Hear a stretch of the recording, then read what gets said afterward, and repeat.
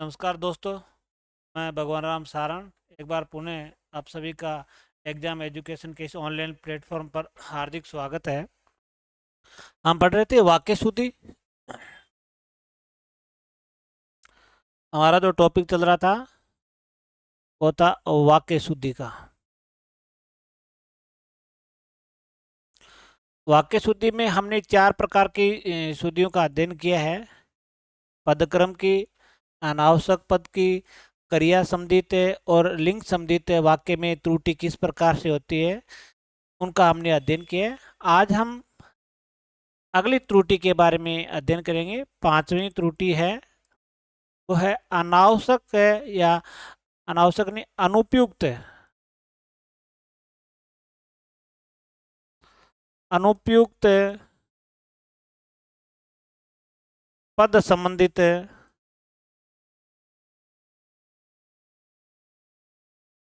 अनुपयुक्त पद संबंधित अशुद्धि, इसका हम आज अध्ययन करेंगे।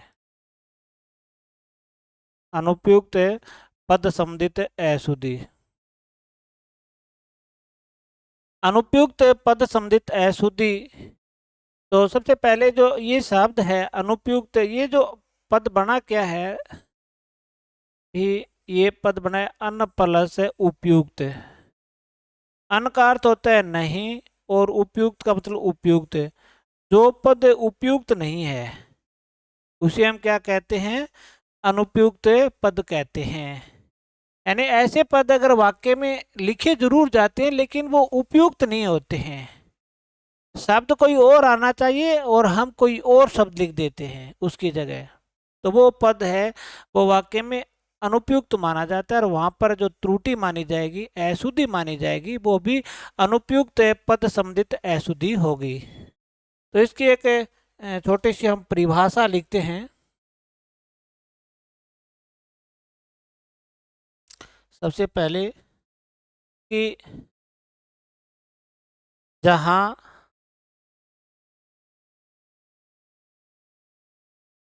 वाक्य में जहां वाक्य में उपयुक्त जहां वाक्य में उपयुक्त पद का प्रयोग उपयुक्त पद का प्रयोग नहीं किया जाता है, नहीं किया जाता है, किया जाता है, तो वहाँ अनुपयुक्त अनुपयुक्त पद संबंधित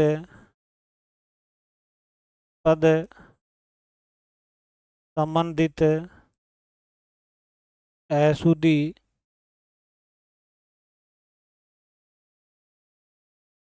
अशुद्धि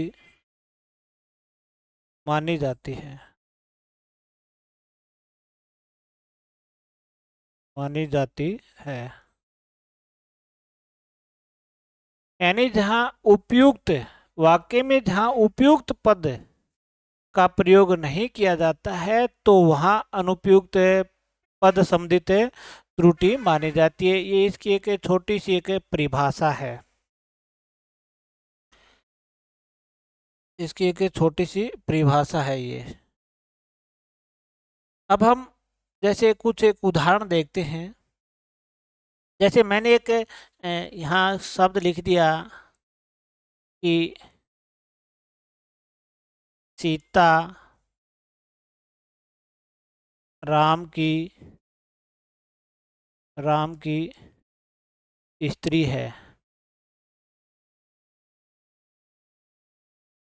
सीता राम की स्त्री है, यानी स्त्री शब्द हम प्रत्येक महिला के लिए प्रयुक्त कर सकते हैं, प्रत्येक महिला के लिए प्रयुक्त कर सकते हैं।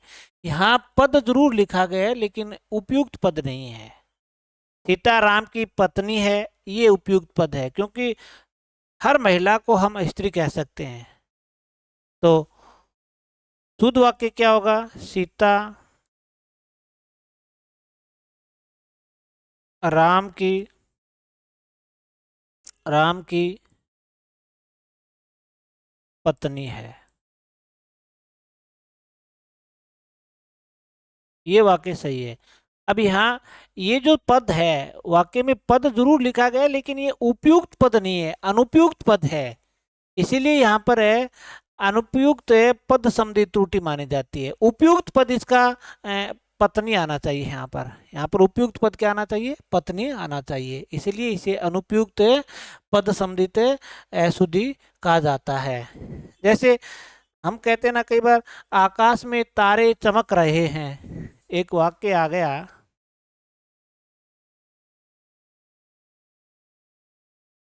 आकाश में आकाश में तारे चमक रहे हैं। बिल्कुल सही है वाक्य, कोई दिक्कत नहीं है, चमक रहे हैं, इसमें कोई दिक्कत है नहीं। लेकिन हम जो तारों के विषय में, आकाश में तारे टिमटिमा रहे हैं, चमक नहीं रहे हैं, टिमटिमा रहे हैं। क्योंकि ऐसा प्रतीत होता है कि वो कभी चमकते हैं, कभी नहीं चमकते हैं, तो उसके लिए टिमटिमाना शब्द आता है। तो आकाश में आकाश में तारे टिमटिमा रहे हैं, टिमटिमा रहे हैं। ये शब्द सही है, क्योंकि चमकना नहीं है, तारों के लिए टिमटिमाना शब्द आएगा। तारों के लिए क्या आएगा? टिमटिमाना शब्द आता है, चमकना नहीं आता है। तो यहाँ ये अनुपयुक्त पद का प्रयोग किया गया है।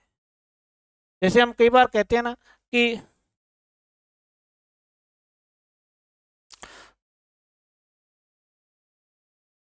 कुत्ते रात भर चिल्लाते हैं।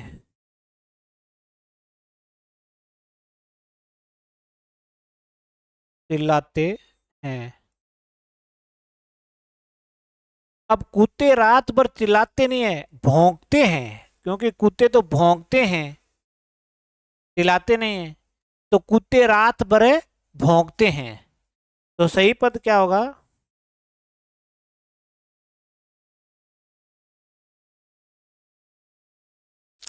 कुत्ते रात भर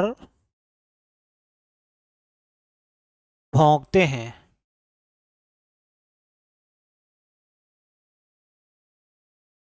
ये सही है, क्योंकि यहाँ पर चिल्लाना जो पद है वो उपयुक्त नहीं है, अनुपयुक्त पद है। भौंकना उपयुक्त पद है यहाँ पर।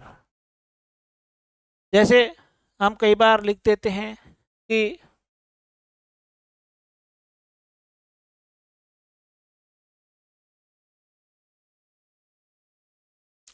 कोहिनूर एक अमूल्य हीरा है।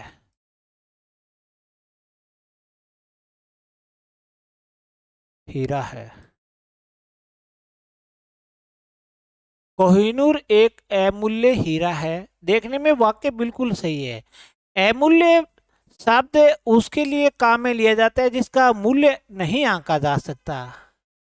कोहिनूर एक बहुमूल्य हीरा है, क्योंकि उसका मूल्य आंका जा सकता है। और जिसका मूल्य आंका ही नहीं जा सकता, उसके लिए हम कह सकते हैं अमूल्य शब्दावली का प्रयोग कर सकते हैं। और जिसका मूल्य आंका जा सकता है, उसके लिए हम बहुमूल्य शब्दावली का प्रयोग करते हैं, अमूल्य शब्दावली का प्रयोग नहीं कर सकते। तो यहाँ पर उपयुक्त पद नहीं है। तो हीरा एक बहुमूल्य हीरा है, यानी कोहिनूर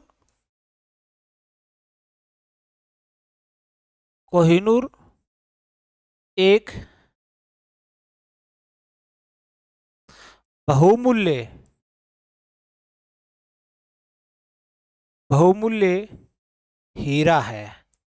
ये सही है, क्योंकि कोहिनूर चाहे महंगा हो सकता है, उसकी कीमत ज्यादा हो सकती है, लेकिन ऐसा थोड़ी है कि उसकी कीमत को आंका ही नहीं जा सकता। तो अमूल्य इसके लिए गलत प्रयोग है, इसके लिए बहुमूल्य शब्दावली का प्रयोग सही है। जैसे कई बार हम कहते हैं कि आपने आपने अपना आपने अपना बहुमूल्य बहुमूल्य समय दिया, समय दिया। यहाँ पर जो शब्दावली प्रयुक्त हुई है, आपने आपने अपना बहुमूल्य समय दिया। समय को आप आंक नहीं सकते मूल्य में, हाँ इसके लिए अमूल्य शब्दावली का प्रयोग किया जा सकता है, क्योंकि समय का कोई मूल्य नहीं है और उसे आप आंक भी नहीं सकते। तो आपने अपना अमूल्य समय दिया, इसके लिए यह शब्दावली सही है। तो सही क्या होगा? आपने अपना अमूल्य अमूल्य समय दिया, ये सही है। आपने अपना अमूल्य समय दिया। समय है वो अमूल्य हो सकता है, लेकिन कोई वस्तु है वो अमूल्य नहीं हो सकती। हाँ वो उसका मूल्य ज़्यादा हो सकता है, उसका मूल्य कम हो सकता है, वो एक अलग बात है, लेकिन वो अमूल्य नहीं हो सकती। उसका कोई ना कोई मूल्य जरूर आंका जा सकता है। समय का कोई मूल्य नहीं आंका जा सकता, तो समय अमूल्य होगा। इसके लिए ये शब्दावली ठीक है, यहाँ पर ये शब्दावली इसका प्रयोग गलत किया गया है। जैसे कई बार कहते हैं नहीं कि आकाश में आकाश में झंडा लहरा रहा है, ये सब।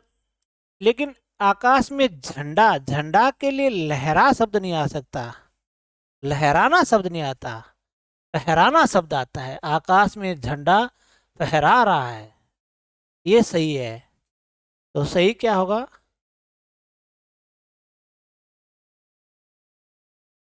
आकाश में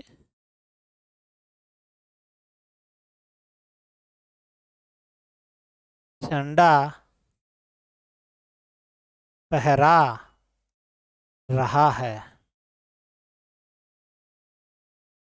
ये शब्दावली बिल्कुल सही है। लहराना शब्द का प्रयोग आप झंडे के लिए नहीं कह सकते, फहराना शब्द का प्रयोग हम करते हैं। अक्सर हम डेली रूटीन में लहराना शब्द का ही प्रयोग करते हैं, लेकिन वो गलत है। फहराना शब्द है, हम झंडे को लहराते नहीं है, फहराते हैं। जैसे कई बार हम लिख देते हैं ना कि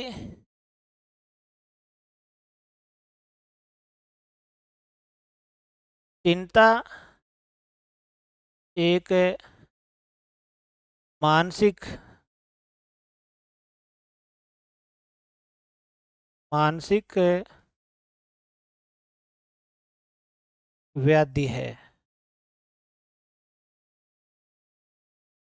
चिंता एक मानसिक व्याधि है, यानी बीमारी है। लेकिन मानसिक चिंता एक मानसिक बीमारी है। मानसिक बीमारी के लिए व्याधि नहीं, आदि शब्द आता है, आदि। तो सही क्या होगा? चिंता चिंता एक मानसिक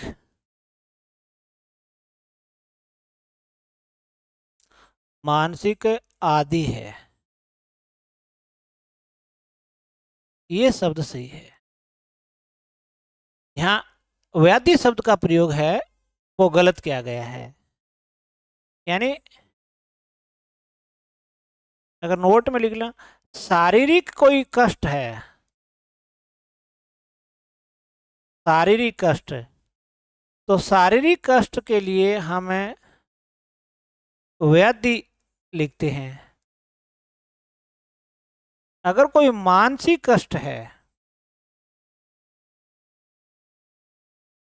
मानसिक कष्ट, तो उसके लिए हम क्या लिखते हैं, आदि शब्द लिखते हैं। तो चिंता एक मानसिक बीमारी है, तो उसके लिए व्याधि का प्रयोग नहीं किया जाएगा।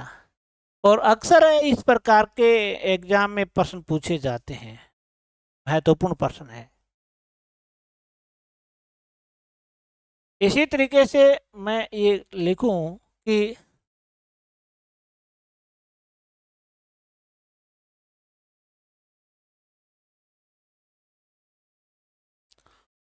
जैसे मेरी सौभाग्य, सौभाग्यवती, सौभाग्यवती कन्या के, कन्या के विवाह में, विवाह में पधारे।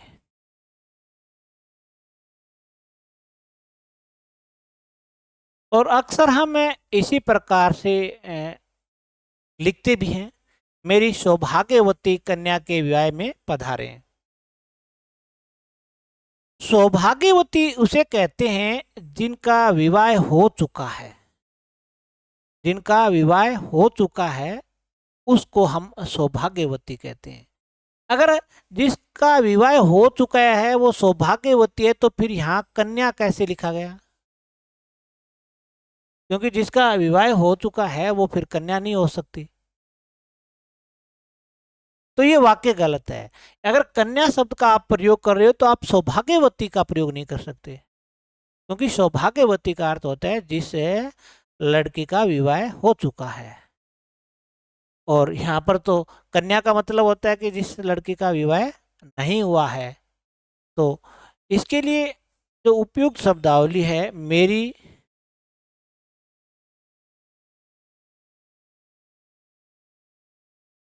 मेरी सौभाग्य कांक्षिणी, सौभाग्य कांक्षिणी कन्या के, कन्या के विवाह में, विवाह में पधारे, यह है। तो सौभाग्यवती की जगह सौभाग्य कांक्षिणी शब्द आएगा।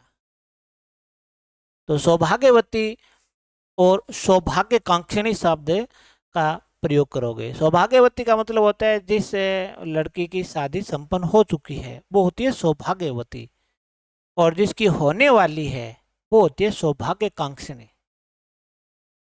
तो ये भी बहुत बार एग्जाम में पूछा गया है, और अक्सर हम ये लिखते हैं सौभाग्यवती लिखते हैं, वो बिल्कुल गलत है।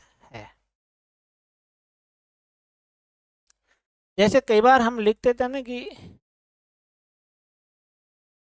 वह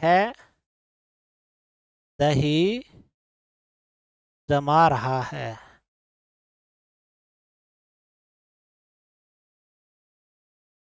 और इसी तरीके से हम डेली रूटीन में भी इन शब्दों का प्रयोग करते हैं, वह दही जमा रहा है। तो दही तो पहले से ही जमा है, तो उसको फिर जमाने की क्या आवश्यकता पड़ गई? दही तो पहले से ही जमा हुआ है, तो इसके लिए सही है कि वह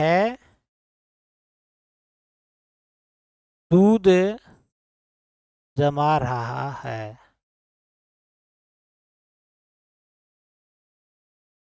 तो दही नहीं, दूध जमा रहा है। दही तो पहले से ही जम चुका है, फिर उसको जमाने की कोई आवश्यकता नहीं है, वह दूध जमा रहा है, ये सही है। तो यहाँ उपयुक्त शब्दावली का प्रयोग नहीं किया गया था, यहाँ पर उपयुक्त शब्दावली का प्रयोग किया गया है। और अक्सर हम ये कह रहे हैं कि वो है दही जमा रहा है, वह आटा पिसाने गया है। अगर आटा ही है तो वो पिसाने क्यों गया है? ये तो हम यही कहता ना कि वह आटा पिसाने पिसाने गया है। अब ये बताओ मुझे कि आटा है, आटा तो पिस चुका है, तो फिर उसे पिसाने की क्या आवश्यकता है? वह अनाज पिसाने गया है, ये सही है कि वह वह अनाज पिसाने पिसाने गया है। लेकिन हमारे हम जो दैनिक जीवन में इसी का प्रयोग करते हैं, वह दही जमा रहा, वह आटा पिसाने गया है। लेकिन पीसी हुई चीज को आप क्या पिसोगे? वह अनाज पिसाने गया है, इसलिए कि अनाज से आटा बन गया। वह दूध जमा रहा है, दूध से दही बन गया। ये डेली रूटीन की बातें हैं और हम अक्सर इन्हीं का इसी तरीके से प्रयोग करते हैं। देखने में वाक्य वर्तने की कोई त्रुटि नहीं है और भाव इसका हम समझ जाते हैं, लेकिन इनमें अनुपयुक्त पद है, उपयुक्त पद का प्रयोग आपने नहीं किया है, इसलिए ये वाक्य गलत माने जाते हैं। जैसे कई बार हम लिखते हैं कि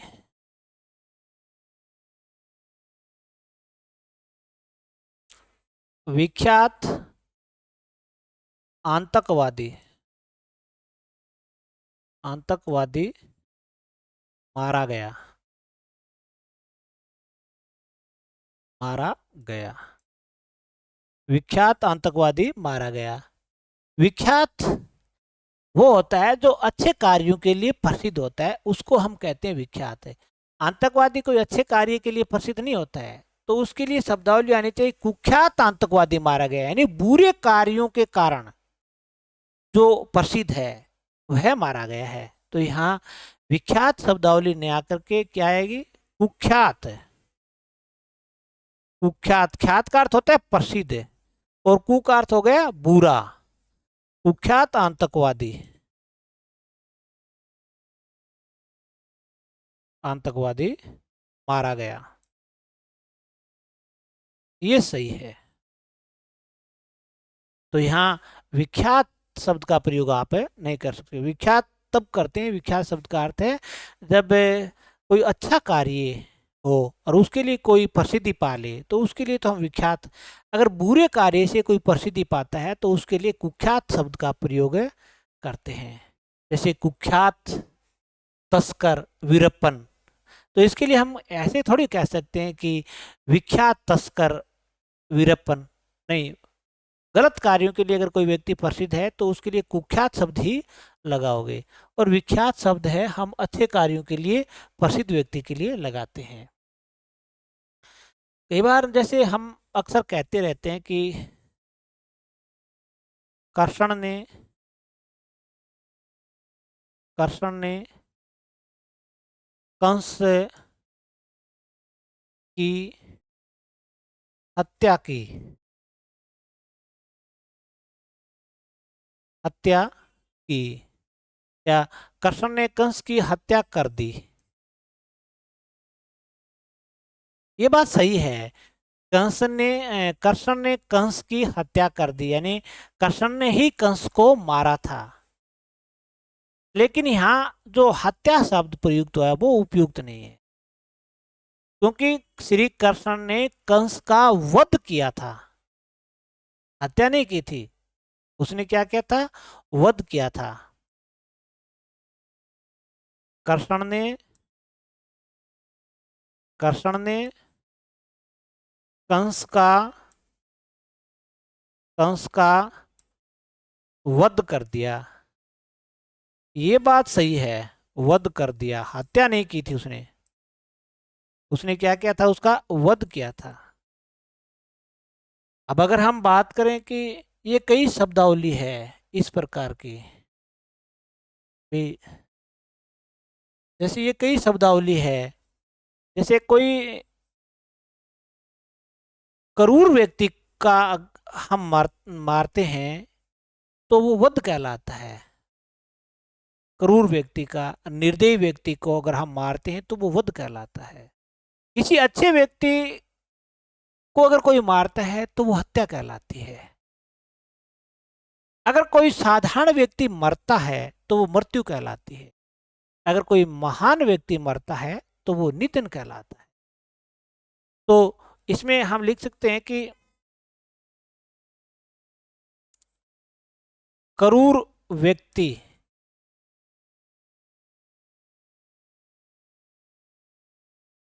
की मौत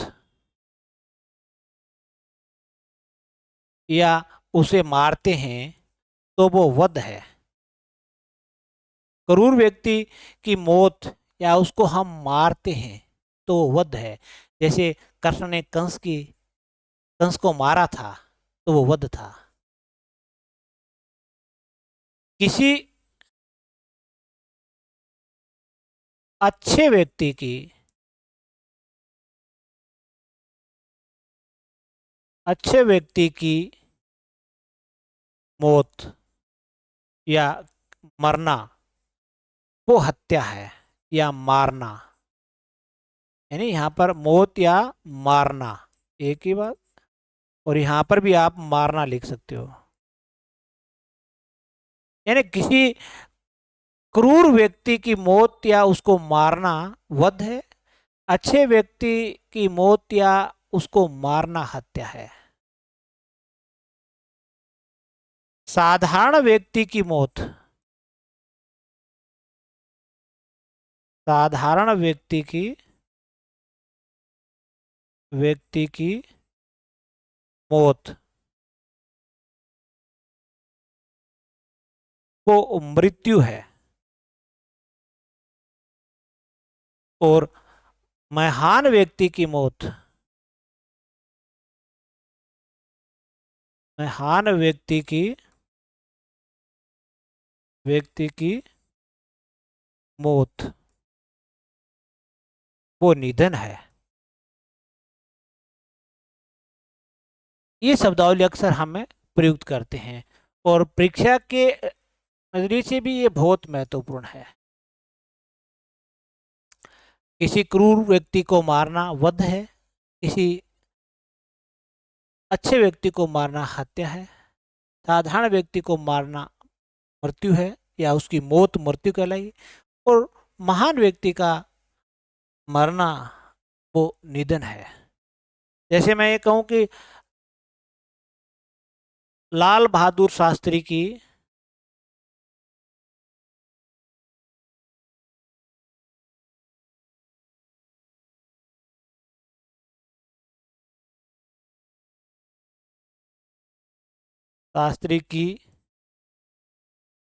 मृत्यु हो गई,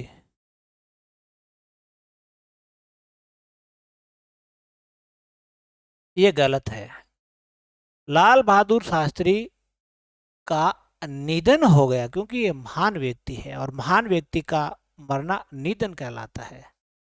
तो यहाँ आप क्या लिखोगे कि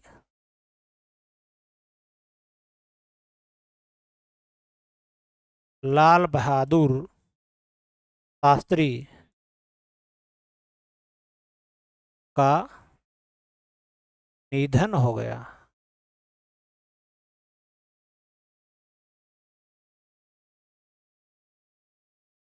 ये है, निधन हो गया।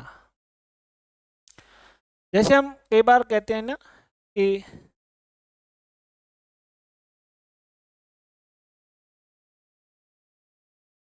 उसने माताजी के माताजी के माताजी के पैर स्पर्श किए।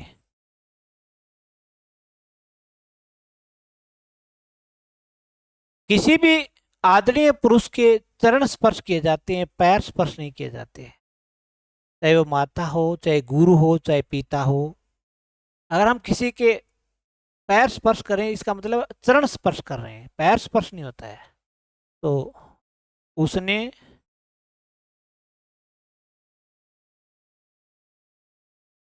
माताजी के चरण स्पर्श किए, ये सही है। पैर स्पर्श करना गलत है, चरण स्पर्श करना सही है। उसने माताजी के चरण स्पर्श किए। ये बता, आदरणीय पुरुष के अगर हम पैर स्पर्श करते हैं तो वो चरण स्पर्श करना माना जाएगा, पैर स्पर्श करना है वो गलत होगा। कई बार हम बोलते हैं ना कि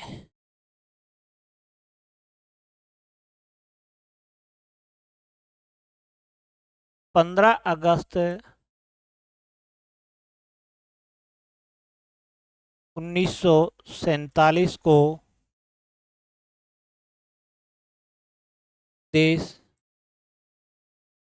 स्वतंत्र हुआ, स्वतंत्र हुआ, ऐसा ही बोलते हम कि देश है वो 15 अगस्त 1947 को स्वतंत्र हुआ था। व्यक्ति अगर कोई मुक्त होता है, आजाद होता है, तो वो स्वतंत्र है। राष्ट्र, राज्य, समाज अगर आजाद होता है तो वो स्वाधीन होता है, स्वतंत्र नहीं होता है। 15 अगस्त 1947 को देश स्वाधीन हुआ, ये सही होगा। सही क्या है? 15 अगस्त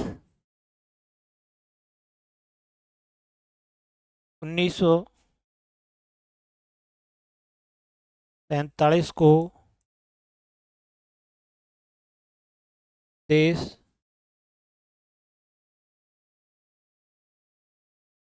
स्वाधीन हुआ, ये सही है। व्यक्ति का मुक्त होना स्वतंत्र है, यानी हम अगर कोई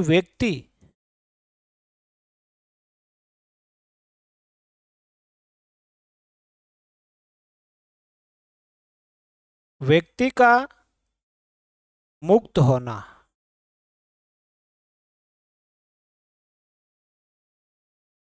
होना क्या कहलाता है? स्वतंत्र कहलाता है। देश, राज्य या समाज का मुक्त होना क्या कहलाता है? स्वाधीन कहलाता है। वो क्या कहलाता है? स्वाधीन कहलाता है। व्यक्ति का गुलामी की दास्ता से मुक्त होना स्वतंत्र कहलाता है। कई बार कहते हैं ना कि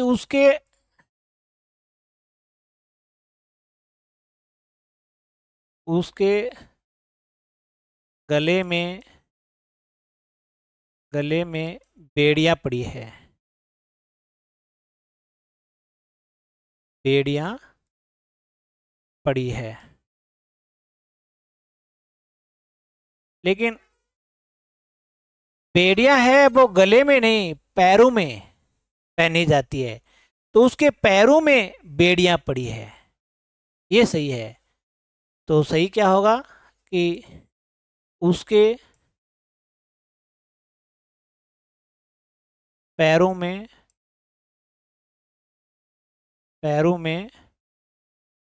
बेड़ियां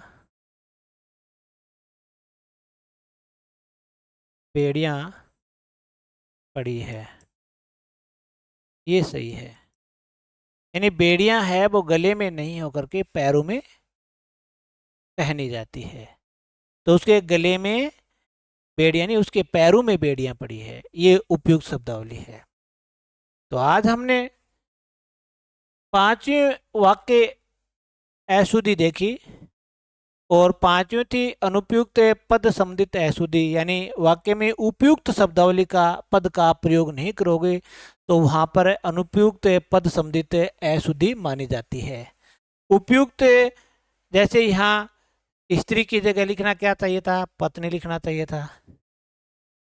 जैसे तारे चमक थे, तारे टिमटिमाते हैं, कुत्ते रात भर चिल्लाते हैं, कुत्ते चिल्लाते नहीं, कुत्ते भौंकते हैं।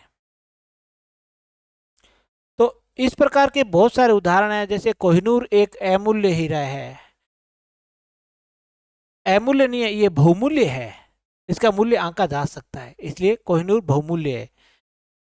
समय को यहाँ बहुमूल्य दिखाया गया है, समय का कोई मूल्य नहीं है, तो समय यहाँ अमूल्य है। ये शब्दावली अक्सर एग्जाम में इस प्रकार पूछी भी जाती है। झंडा लहराता नहीं है, झंडे को हम फहराते हैं, ये याद रखोगे। चिंता मानसिक बीमारी है, इसलिए वो आदि है, और शारीरिक कष्ट के लिए हम व्याधि लिखते हैं। सौभाग्यवती उस कन्या को कहते हैं जिनका विवाह हो चुका है, और हमारे पास कन्या है, तो कन्या है तो सौभाग्य कांक्षणी, यानी आपके आशीर्वाद की इच्छा रखने वाले, वो होते हैं सौभाग्य कांक्षणी। दही जो चीज जम चुकी है उसे नहीं जमाया जा सकता, दूध को जमाया जाता है। इसी तरीके से जो चीज पिस चुकी है, आटा पिसाने गया है, नहीं, अनाज पिसाने गया है, आटा तो पिसा हुआ है। विख्यात तो अच्छे कार्य के लिए होता है, और बुरे कार्य के लिए कुख्यात होता है, तो आतंकवादी है वो कुख्यात होता है। यहाँ कुछ एक महत्वपूर्ण बातें हैं। क्रूर व्यक्ति का मरना है, मारना है, वध कहलाता है। अगर आप निर्दयी व्यक्ति को मारते हैं तो वो हत्या कहलाती है। नहीं, अच्छे व्यक्ति को मारते हो, क्रूर या निर्दयी को मारते हो, तो वो तो वध है। साधारण व्यक्ति का मरना मृत्यु है, महान व्यक्ति का मरना निधन कहलाता है। जैसे शास्त्री जी का मरना क्या है, मृत्यु नहीं, निधन है। उपयुक्त पद लिखना पड़ता है। किसी आदरणीय पुरुष के चरण स्पर्श किए जाते हैं, पैर स्पर्श नहीं किए जाते हैं, ये भी ध्यान रखो। आदरणीय हमसे बड़ा कोई भी व्यक्ति हो, उसने प्रधानमंत्री के पैर स्पर्श नहीं, उसने प्रधानमंत्री के चरण स्पर्श किए। उसने राष्ट्रपति के पैर स्पर्श किए नहीं, उसने राष्ट्रपति के चरण स्पर्श किए। कोई देश जब स्वतंत्र होता है तो वो स्वाधीन कहलाता है, और व्यक्ति विशेष का स्वतंत्र होना वो स्वतंत्र है। बेड़ियां है वो गले में पहनी जाती, पैरों में पहनी जाती है, गले में नहीं। एक और मेरे ध्यान में है कि राष्ट्रपति ने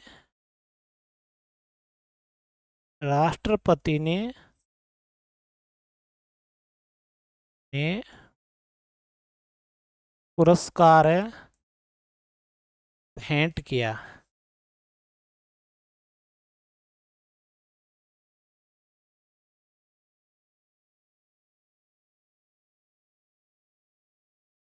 राष्ट्रपति किसी को भेंट नहीं, प्रदान करता है। ये भी बहुत बार एग्जाम में पूछा गया है। राष्ट्रपति ने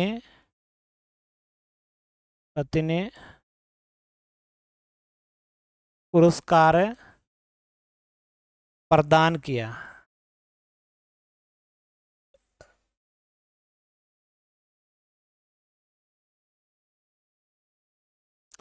पुरस्कार प्रदान किया।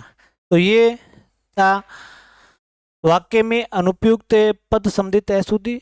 अगली क्लास में एक और नई अशुद्धि के साथ आएंगे, तब तक के लिए जय हिंद, जय भारत।